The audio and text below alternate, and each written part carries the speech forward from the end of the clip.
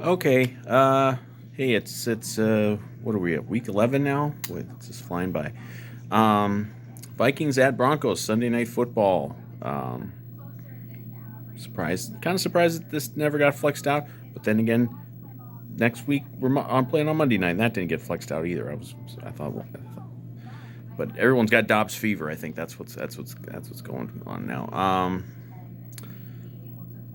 So we got 5 wins in a row. Uh, Going for 6.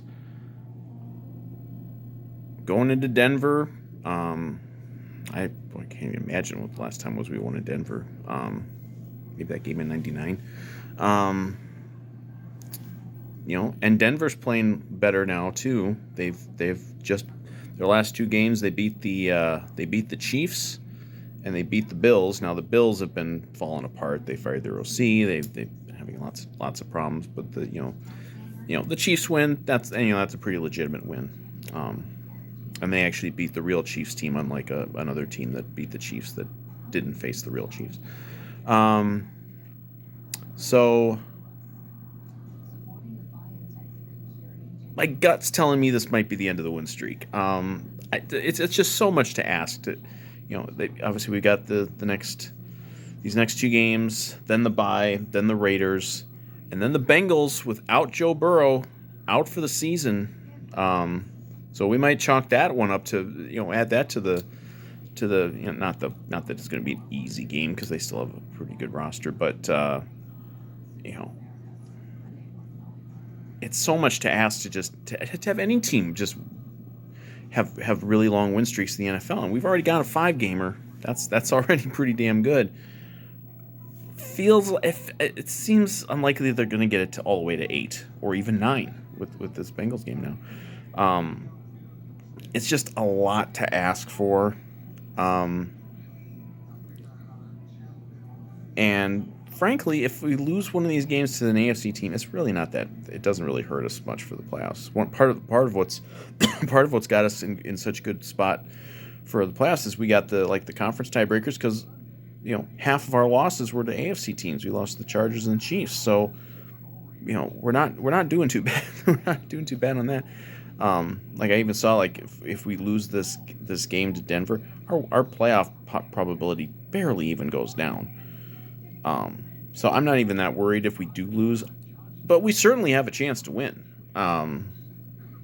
Obviously the injury thing just doesn't stop. Jordan Hicks turned out to be kind of a serious injury last week. He had to have a surgery.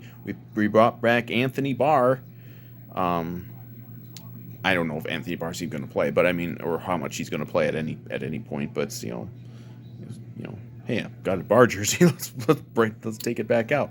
Yeah, as far as the other major injuries, Caleb Evans is out. That's big because he's been playing very well. Now the whole secondary has really started to blossom, this season. Thanks to Flores, but Evans has been playing very well. That's a tough guy to lose. And Jaron Hall's also out, so I guess it's going to be it might be Mannion again as QB2, although it could be Mullins now. I believe Mullins would be eligible maybe to be QB2. But you always cringe when you got a running QB and your backup is not very good. I don't know how the hell is the Bengals backup quarterback Jake Browning, who was a Vikings cast-off from 5 years ago, who never even played. How do you do that? How do you do that and have that as your backup quarterback?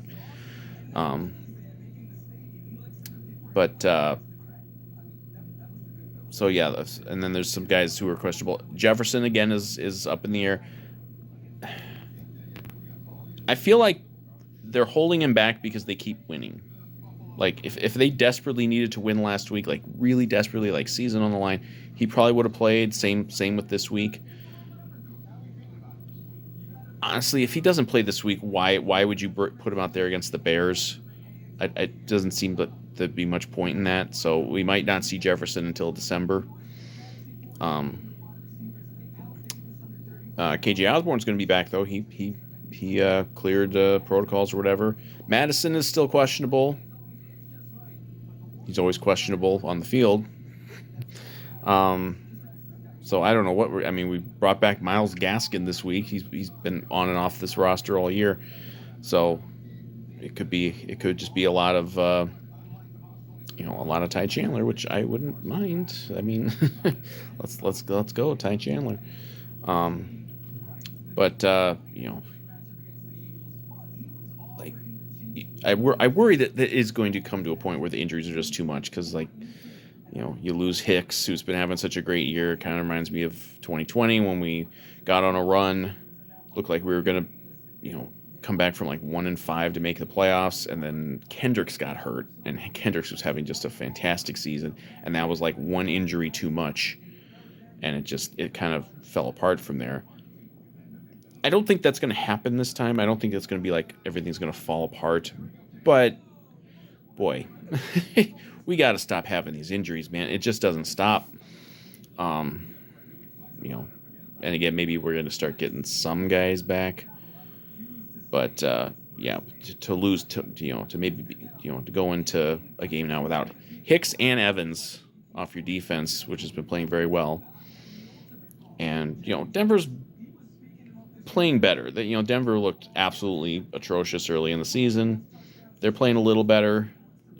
Obviously they had that game where they gave up 70 points. That's a long time ago. I mean, they gave up 70 points to the Dolphins, but I think they only gave up 9 to the Chiefs, and then held down the Bills, although everyone had been holding down the Bills lately. So that add that to the injury thing, and just they're kind of due for a lot. Like, I really think this might be the game they lose. But then I think they might bounce back and obviously beat the Bears and get some more wins and get in the playoffs. I mean, they only need about 3 more wins to get in the playoffs if you look at it, because now obviously we're still not giving up on the division at all, but when you see every damn team that plays the Lions plays like idiots, it makes it hard to think that you're going to be able to do it. But of course, if you keep pace, you still have the 2 games against the Lions in the final 3 weeks. And now that Bengals game again looks a lot more inviting. Although it's still a road game and they're still a good team, but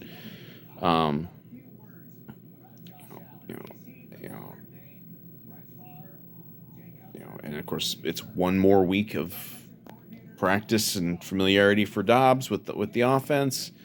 So, that I feel like that should only get a little better. I certainly give them a shot to win this game. I think they are technically underdogs. They were underdogs last week too. We're going to start wearing dog masks pretty soon. Who was that did that? Was that the Eagles idiots who did that a few years ago because they were mad that they were underdogs? I think it'll be a close game. It means the Vikings. It's always a close game. We did solve Russell Wilson finally. The last time we faced him was Seattle, and he's nothing special anymore. I mean, he could still pop up and be troublesome, but he's not an elite quarterback anymore by any means. So, but he is a step up from facing Taylor Heineke and I think even Derek Carr and Winston. I kind of think this might be a loss this week. Close game, maybe something in the 27-24 range, 24-20, 23-20, something like that.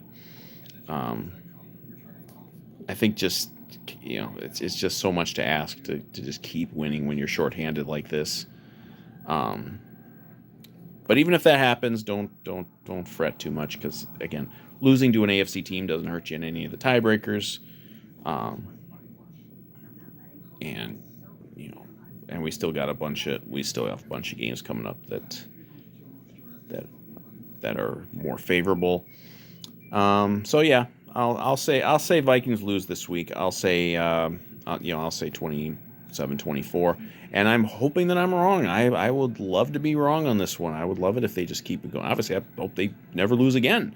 But it's a lot to ask to just keep winning and winning and winning when you're shorthanded. But hopefully we get some more Dobbs magic, and the defense hangs in there pretty well, and we'll see what happens, and hopefully we can. Boy, we sure would be nice to beat Sean Payton. That's never a bad thing because that guy's an asshole.